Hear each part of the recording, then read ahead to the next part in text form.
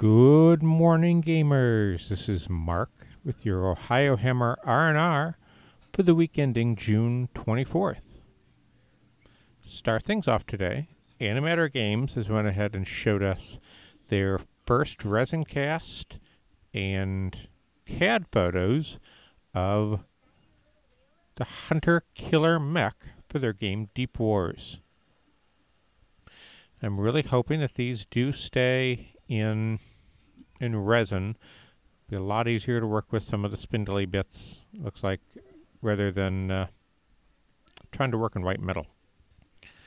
Next up, we have Dark Age. Dark Age gives us the concept preview of the core stalker, as well as the green and the artwork for Phaedrus and Maximo. Now, I'm not seeing a faction listed with these two yet, but it is the sculpt that, or it is the character rather, that one of the previous March to Immortality winners went ahead and helped design. So it'll be really interesting to see what the guys from Dark Age come out with when they release Book 2 at Gen Con this year. Fat Dragon Games has went ahead and put out the Dragonshire Gargoyle Bridge printable bridge terrain. Now for $5.99 you get the PDF download of this, and you can print out and make as many as you need. Forge World has went ahead and released the Space Marine Spartan. Now, this guy is considerably larger than the Land Raider in carrying capacity. And it comes with, 8 las cannons and the heavy bolters. Games Workshop has went ahead and put up for advanced order Warhammer 6th edition. Now, this massive tome comes in at 452 pages. So hopefully the binding is a little better than the fantasy version, because I have seen quite a few of the fantasy books at this point starting to split their bindings. Now, the book will be available the 30th, so next weekend, and will come in at $74.25. Also with this, they've went ahead and released on pre-order the Psychic card deck for $13.25. And a fancier set of templates for $19.75. Now, I understand the Psychic cards because, like fantasy, it's sometimes a lot easier to have something in front of you to refer to what psychic ability you have. So I agree with those, but looking at these templates, they're really fancier versions of the standard green acrylic that they've been, giving us in starter sets right along. And they do look kind of flimsy. Hopefully I'm proved wrong on that. And again, I'm sure if you want templates, most gamers have, a handful from fantasy or 40K previous. Mantic Kickstarter is ending pretty much as we record this.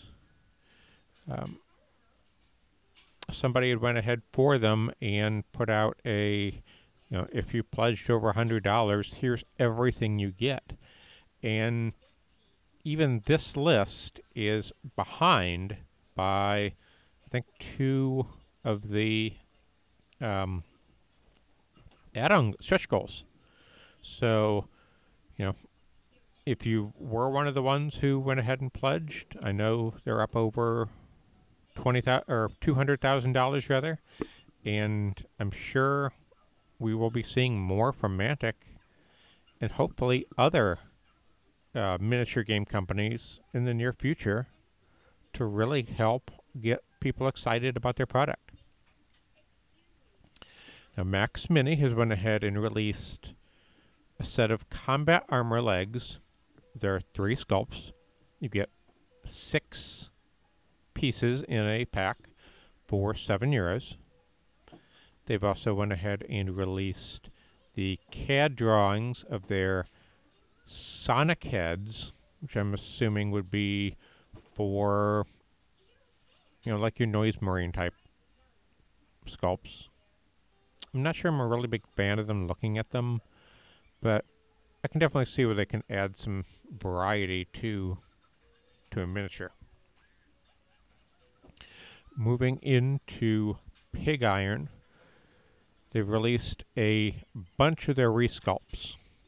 Heavy weapon infantry helmets and weapons, torsos. I've gotten some of these heads in the past, and they're just really neat looking. So I'm really looking forward to seeing more of what Pig Iron comes out with. I've not seen a release date or a price on these yet, but Pig Iron is definitely something I will be searching out in the future. Puppets War has continued with its line of heads with 8 German style heads for 28mm heroic scale miniatures. Again, you get 8 of the plain varieties and then 2 slightly different ones for probably heavy weapons or, sergeants and whatnot. And these heads clock in at €7. Now, Raging Heroes has went ahead and put out sci-fi Vestal concepts. These would be really good as witches for your Dark Elder army. Moving on, Reaper has went ahead and put out a new Ice Queen character model. I really like the feel I get off this model. It has some real motion to it. There are a few places where I'm not quite sure. Like the cloak looks a little bit thick on the edges. But she'll go ahead and clock in at $8.80. And to end off with Wyrd has finally released photos of the Avatar version of Hamlin. Now, I believe he's $35.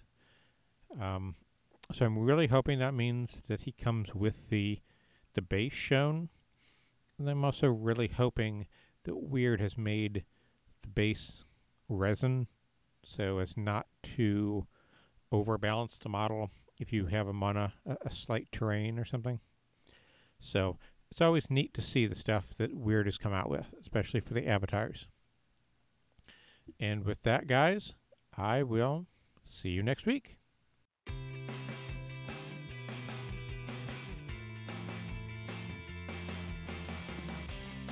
This podcast was brought to you by the Ohiohammer network of podcasts. If you liked the show, please check out our site, www.ohiohammer.com, and follow us on Twitter. Our addresses are at Ohiohammer2011, at Jake_Ohiohammer, at Mark Dieter, and at Ken_secondfounded. We ask that if you like the show, please leave us a positive review on iTunes. Remember, all products and companies talked about on this podcast are the respective property of their owners, and the Ohiohammer Network makes no claim to said property. As always, guys, enjoy the site, enjoy the podcast, and enjoy the game.